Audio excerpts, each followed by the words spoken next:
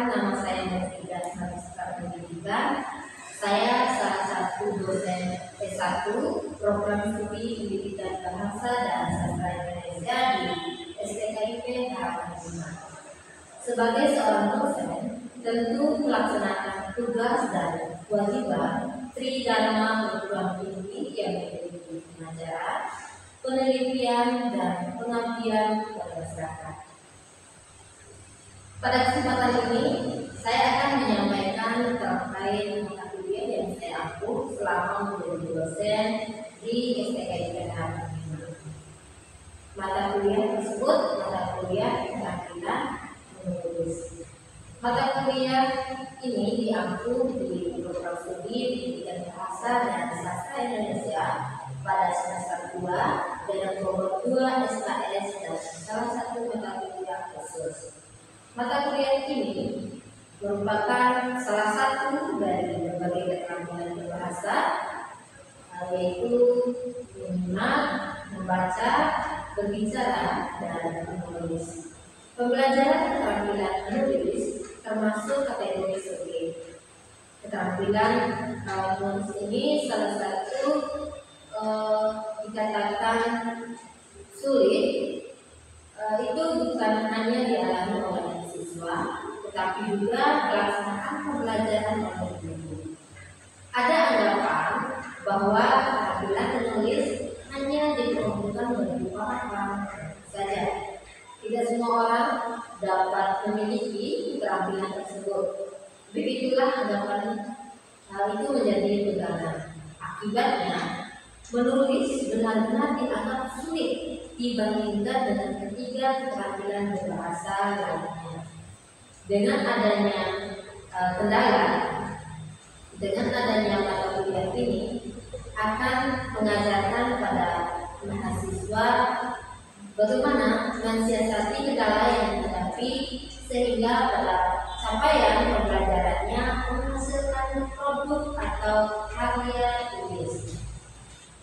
Mata kuliah ini memiliki 5 CPR yang hendak dicapai dalam proses pembelajaran, yaitu CPR singkat, pengetahuan, keterampilan umum, dan keterampilan khusus.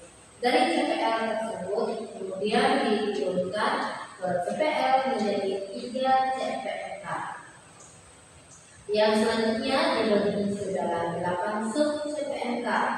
Kemudian didiagnostikkan selama 16 kali tatap muka, termasuk ujian tengah semester dan ujian akhir semester.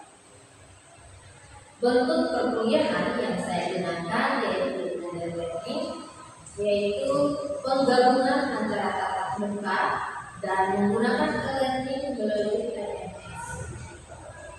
Pendekatan yang saya gunakan standar learning atau STL, tujuannya agar proses pembelajaran ini mahasiswa menjadi subjek utama dan diharapkan menjadi lebih aktif dan dosen cukup berperan sebagai fasilitator. Model pembelajaran yang saya gunakan sangat beragam. Namun pada video pembelajaran hari ini saya menggunakan model adaptive learning. Model ini dipilih guna mahasiswa dapat bekerja kelompok dan berdiskusi dengan teman sejawat dalam rangka memecahkan masalah, dan tujuan lainnya adalah agar mahasiswa membangun kepekaan sosial dan dapat meningkatkan nilai gotong royong dalam kehidupan sosial. Perangkat yang digunakan melalui LMS digunakan dalam pengelolaan kelas, perkuliahan, dan LMS ini juga sudah disediakan oleh pihak kampus seperti e-learning. Kemudian Zoom meeting dan Google Meet sebagai media tatap layar. PowerPoint saya gunakan dalam penyampaian materi melalui WhatsApp, juga saya gunakan agar lebih mudah koordinasi dengan mahasiswa. Bentuk penilaian yang digunakan dalam proses pembelajaran ini yaitu penilaian holistik untuk menilai secara keseluruhan dengan harapan semua CPL yang dicapai dapat terukur dengan baik. Demikian penyampaian secara singkat terkait dengan mata kuliah keterampilan menulis yang diampu. Selanjutnya saya langsung ke praktik pelajaran dalam mata kuliah keterampilan menulis dalam materi menulis karya tulis ilmiah. Terima kasih. Wabillahi hidayah. Wassalamualaikum warahmatullahi wabarakatuh. Bismillahirrahmanirrahim. Assalamualaikum warahmatullahi wabarakatuh. Waalaikumsalam warahmatullahi wabarakatuh. Baik teman-teman, bagaimana kabarnya hari ini? Baik. Baik, kali ini kita akan membahas kembali materi yang telah kita bahas kemarin. Dan sebelum kita memulai pembelajaran hari ini, akan lebih bagusnya, akan lebih baiknya kita memulai dengan membaca doa sesuai dengan keyakinan masing-masing. Berdoa dimulai.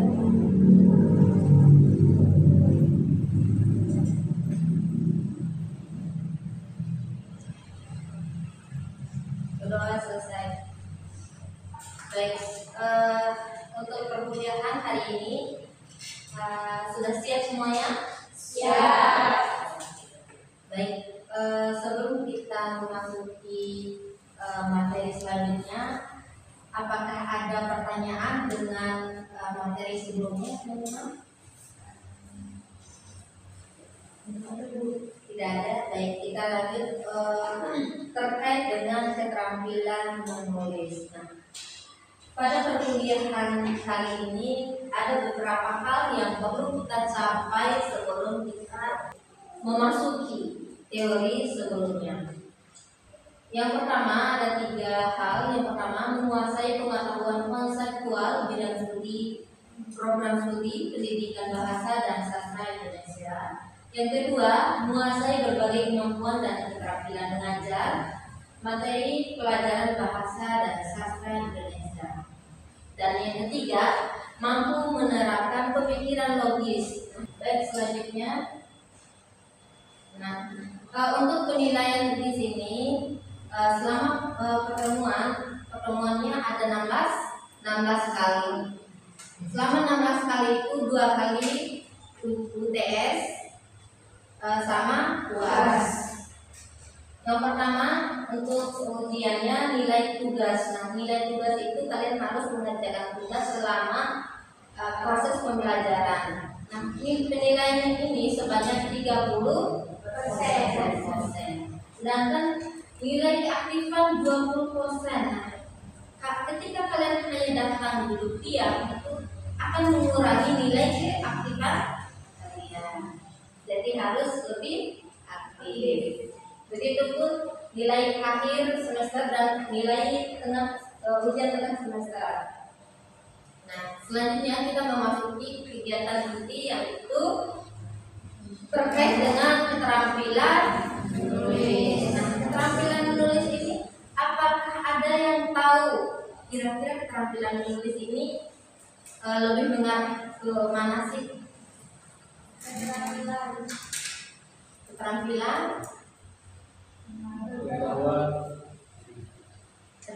pengetahuan. Nah, kalau keterampilan menulis ini salah satu dari beberapa keterampilan. Nah, keterampilan berbahasa itu ada 4 kategori. Yang pertama, ada yang tahu? Pertama, keterampilan menyimak, keterampilan membaca, keterampilan berbicara, dan keterampilan menulis. Nah, kita pembahasan kali ini yang terakhir, yaitu keterampilan menulis. Nah, keterampilan menulis ini ada yang tahu nggak contohnya seperti apa? Seperti menulis puisi. Pintar. Ada yang lain? Menulis pidato. Yang lain? Cerpen.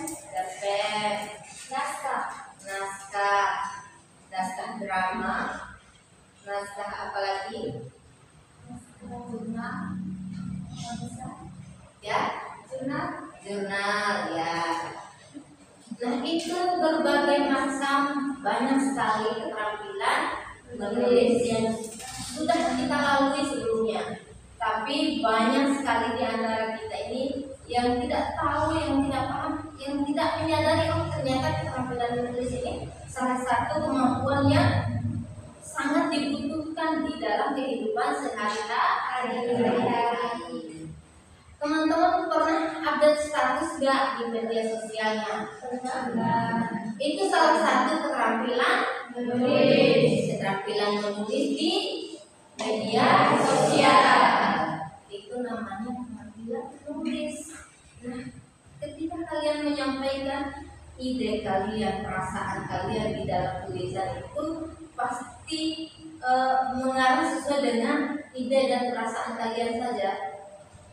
Atau mungkin kalian bisa menyampaikan ide dan perasaan kalian tentang lingkungan kampus, lingkungan Polda kita, Kabupaten Bima, karena kita berada di lingkungan Kabupaten Bima.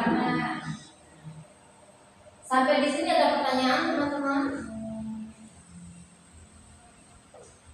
Ada pertanyaan? Baik, kita lanjut. Nah, selanjutnya konsep dasar dan hakikat menulis ada 4 kategori. Yang pertama, dasar konsep menulis. Nah, yang perlu kita pahami di dalam konsep dasar menulis itu yang pertama, definisinya seperti apa, tujuannya seperti apa, dan manfaat menulis itu seperti apa. Nah, contoh, ketika kalian menyampaikan ide, perasaan di dalam media sosial, apakah memiliki manfaat? Apakah kalian memiliki tujuan? Jelas. Punya tujuan khusus dan tujuan umum. Gak mungkin kalian menyampaikan ide dan perasaan di dalam media sosial tanpa memiliki tujuan dan manfaatnya seperti apa. Nah, makanya teman-teman harus kita lebih logis lagi untuk menyampaikan ide dan perasaan. Selanjutnya, hakikat menulis. Nah, hakikat menulis ini melibatkan berbagai aspek. Yang pertama, kognitif tadi seperti apa? Pengetahuan. Selanjutnya, afektif dan psikomotor. Nah, di dalam penyampaian materi keterampilan menulis ini, kalian harus berpikir, ternyata menyampaikan ide, perasaan harus memiliki, harus didasari dengan ilmu pengetahuan. Jadi ketika kalian menyampaikan ide dan perasaan, hanya menyampaikan tanpa memiliki tujuan, manfaat untuk masyarakat, itu tidak ada gunanya. Itu hanya membuang-buang waktu. Selanjutnya, teman-teman, apakah menulis itu penting atau tidak? Penting. Pentingnya kenapa? Melatih untuk berpikir, terus Melatih tangan. ya, Melatih tangan. melatih komunikasi secara tertulis. Itu salah satunya ya. Nah, sampai di sini ada pertanyaan terkait dengan konsep dasar dan hakikat menulis, teman-teman.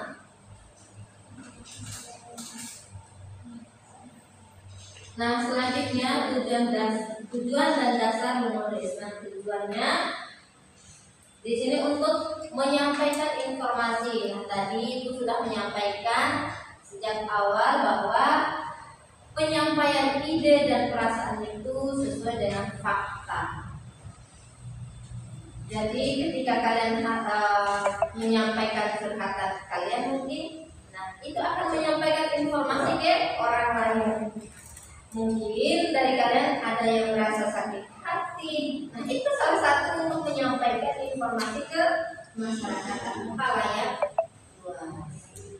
Jadi apapun yang kita sampaikan, terutama di media sosial, harus berhati-hati. Ya, oke teman-teman. Nah, selanjutnya dasar menulis. Nah, dasar menulis ini tadi sudah kita jelaskan terkait dengan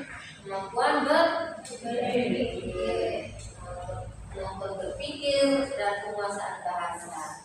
Jadi semakin banyak kalian menyampaikan bahasa atau tulisan, semakin banyak juga, semakin bagus juga kalimat-kalimat yang akan kalian tuangkan. Jadi semakin banyak juga kalian membaca, semakin banyak juga kalimat-kalimat yang akan kalian tuangkan di dalam tulisan itu. Jadi tahapan yang pertama itu harus sering-sering membaca supaya apapun yang kita sampaikan itu lebih terstruktur.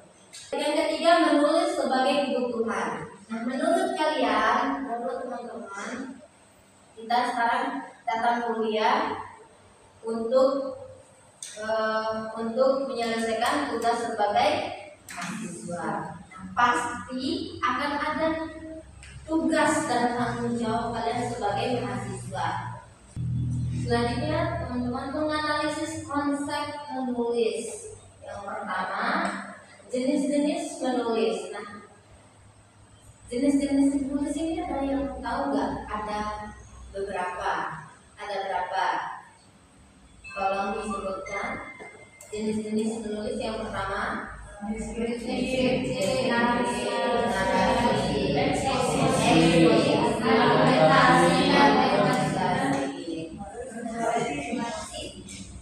itu hanya sebagian kecil saja jenis-jenis menulis. Ada banyak lagi. Selanjutnya proses menulis. Nah, proses menulis ini ada perencanaan penulisan, revisi dan penyelesaian.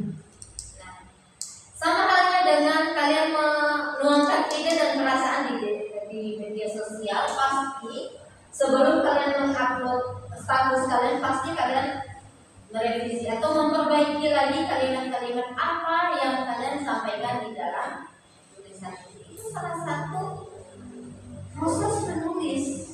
Nah, ketika kalian menyampaikan ide dan perasaan di dalam media sosial, harus kita revisi terlebih dahulu supaya apa yang dibacakan oleh pembaca akan tersampaikan informasi yang kita sampaikan. Baik, selanjutnya penggayaan penulisan. Ada yang tahu nggak gaya penulisan kita di lingkungan perguruan tinggi termasuk penulisan apa? Formalkah, informalkah, atau non formal? Kira-kira yang termasuk kategori kita di perguruan tinggi ini kira-kira apa ya? Formal. Oke. Salah satu contoh teks atau tulisan kita yang termasuk formal, contohnya seperti apa? Makalah, proposal, jurnal. Dan terakhir itu skripsi, proposal, itu tugas akhir kalian. Jadi ketika kalian mampu menuangkan ide atau mencari masalah dan memberikan solusi, itu akan berdampak besar ketika kita menyampaikan ide dan perasaan itu sendiri. Itu salah satu kategori formal. Nah, contoh selanjutnya, contoh yang non formal. Kira-kira seperti apa yang non formal? Puisi, cerpen, novel. Itu salah satu yang non formal. Atau kata lainnya fiksi. Kalau skripsi termasuk non fiksi. Nah, selanjutnya menulis dalam konteks profesional. Nah, contohnya seperti penulisan surat. Ketika kita sudah memasuki dunia kerja, pasti kita akan menulis surat. Dan bahkan untuk membuat laporan kerja, itu salah satu konteks profesional. Selanjutnya menulis dalam konteks pribadi. Contohnya seperti apa? Jurnal, surat. Cerita tadi seperti apa? Surat cinta. Masuk kategori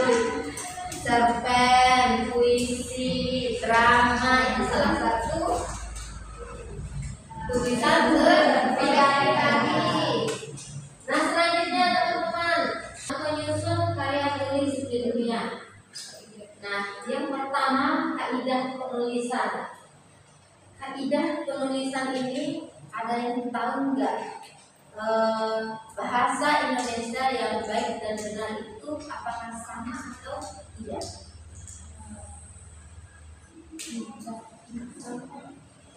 Sama. Ada yang tidak? Baik. Bahasa Indonesia yang baik dan benar itu jelas berbeda. Bahasa Indonesia yang baik itu bahasa yang bisa dipahami oleh lawan bicara. Sedangkan bahasa Indonesia yang benar itu sesuai dengan kaidah. Ada yang pernah menulis kalimat sesuai dengan SOPK? SPOK? Subjek, predikat, objek, dan keterangan. Nah, setelah kita memahami strukturnya seperti itu, jelas kita penyampaiannya akan lebih dipahami oleh si pembaca. Jadi harus kita pahami dulu kaidah penulisan itu seperti apa. Selanjutnya etika penulisan. Etika penulisan ini sama saja, tapi akan lebih mengarah pada plagiarisme. Jadi ketika kita mengutip tulisan orang lain, kita tidak bisa untuk mengutip secara langsung. Kita harus menulis kembali apa yang disampaikan oleh si penulis terdahulu supaya tidak dikatakan plagiarisme. Selanjutnya langkah-langkah penulisan. Langkah-langkah penulisan ini biasanya kita lebih mencari tahu dulu masalahnya seperti apa. Kalau kita tidak mengetahui masalahnya seperti apa, kita tidak akan tahu judul yang akan kita tulis itu seperti apa. Sampai di sini ada yang belum paham? Baik teman-teman, selanjutnya kita bagian terakhir terkait dengan mereview karya tulis di sini ya. Nah, kesalahan umum yang biasa kita temukan yaitu kesalahan penulisan.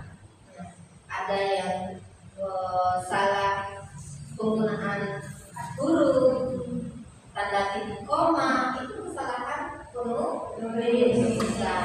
Bukan penulis tapi penulisan. Beda ya, penulis dengan penulisan. Kalau penulis kita yang menulis, kalau penulisan hasil dari tulisan.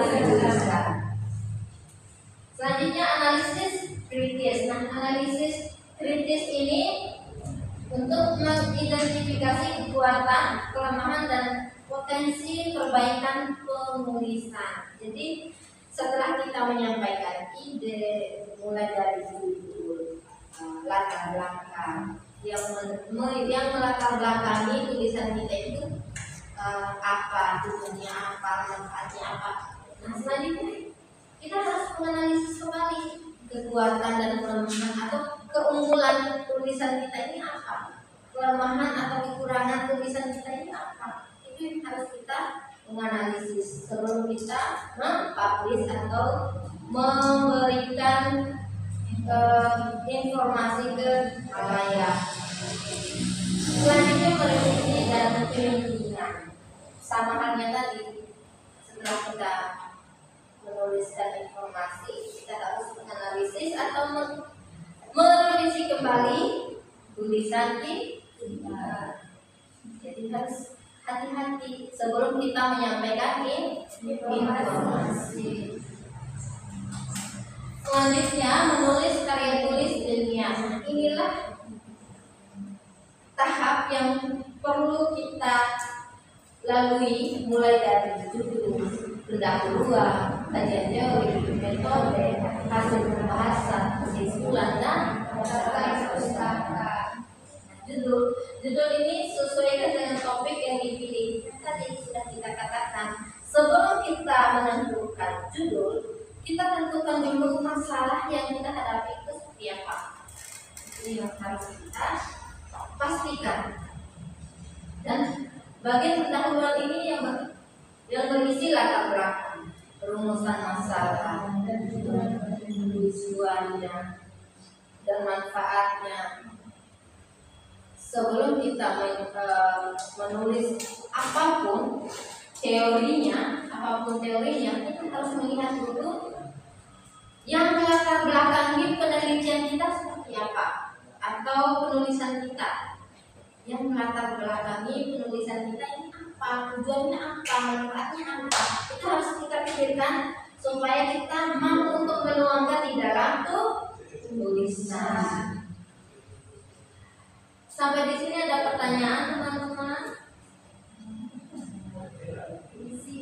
Ya, tadi ada jenis-jenis penulisan. Ya. Yang mau saya tanyakan, jenis penulisan persuasi seperti apa? Ada yang tahu?